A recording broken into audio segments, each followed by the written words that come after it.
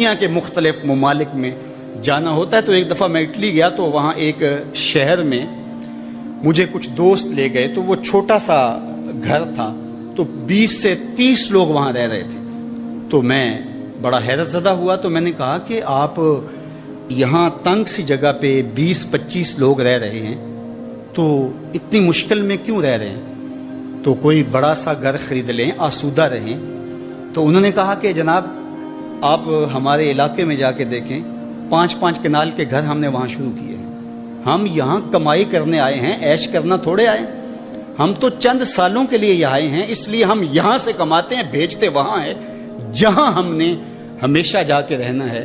میں نے کہا یہی تو میں سمجھانے آیا ہوں. جزیرہ تھا، وہاں کا سیاسی نظم یہ تھا کہ سال کی آخری تاریخ کو جو ان کا موجودہ بادشاہ ہوتا اس کو جنگل میں چھوڑتے اور نیا بادشاہ لینے کے لیے وہ ساحل پہ آ جاتے.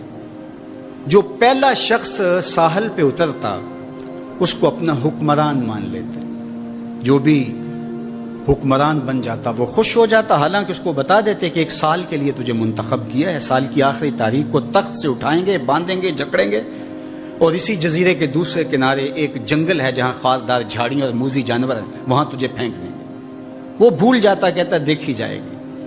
اور سال کی آخری تاریخ جب وہ رسیاں اور زنجیریں لے کے آتے تو وہ پریشان ہو جاتا کہ آنکھ جھپکنے میں سال گزر گیا، پتہ ہی نہیں چلا. پھر روتا ہوا چیختا ہوا اس جنگل میں جاتا اور لوگ اس کو چھوڑ کے آ جاتے اور درندوں کا رزق بن جاتا.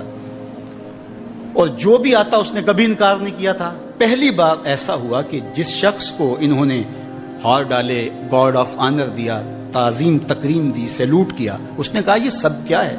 کہا کہ آج کے بعد تو ہمارا حکمران ہے. کہا میں تو امور سلطنت نہیں جانتا، میں تو تاجر آدمی ہوں، چیزیں بیچنے آیا ہوں. کہا کہ ہمارا اصول یہی ہے کہ سال کی پہلی تاریخ کو پہلا شخص جو جزیرے پہ قدم رکھتا ہے وہ ہمارا حکمران ہوتا ہے.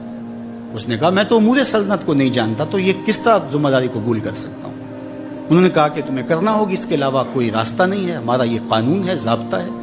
اور یہ بھی بتا دیں کہ سال کی آخری تاریخ کو تجھے اسی جنگل کے دوسرے کنارے چھوڑائیں گے جہاں موذی جانوروں کا رین بسیرا ہے. تو اس نے کہا اگر انجام اتنا دردناک اور خطرناک ہے پھر تو میں بالکل جانے کے لیے تیار نہیں ہوں. تو انہوں نے کہا تو چاہے نہ چاہے باندھ کے بھی تخت پہ بٹھانا پڑا تمہیں بٹھائیں گے. اس نے کہا اچھا مجھے یہ بتاؤ کہ سال بعد میری بات مانو گے یا نہیں؟ انہوں نے کہا کہ ہاں، قانون میں تو ترمیم نہیں کر پائے گا لیکن یہ ہوگا کہ تیرے انتظامی حکم ہم ماننے پہ مجبور ہوں. اس نے کہا ٹھیک ہے، میں تمہارا حکمران بننے کے لیے تیار ہوں.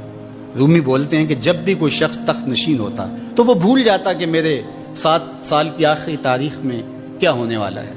وہ عیش و عشرت کرتا اور یوں وقت گزارتا. سال کی آخری تاریخ آنکھ جھپکنے میں آ جاتی. لیکن یہ پہلا شخص تھا تخت نشین ہوتے اس نے پہلا حکم نامہ جاری یہ کیا کہ کمانڈوز بلائے جائیں. بلائے گئے. کہا اس جنگل میں چلے جاؤ جہاں تم بادشاہوں کو پھینک کے آتے ہو اور وہاں کے موذی جانور کاٹ ڈالو. پھر بلدیہ کے ملازمین بلائے، کہا جاؤ جا کے وہاں کی جھاڑیاں کاٹو. پھر معمار بلائے، کہا جا کے وہاں محل تیار کرو. کچھ لوگوں کو بلایا، کہا جا کے وہاں پھول لگاؤ، پھلدار درخت لگاؤ، سایہ دار شجر لگاؤ. پوری حکومتی مشینری اس جنگل کو کٹوانے، وہاں کے موذی جانور قتل کروانے اور وہاں خوبصورت محل بنوانے، کنویں کھدوانے اور پھلدار درخت لگوانے میں صرف کر دی.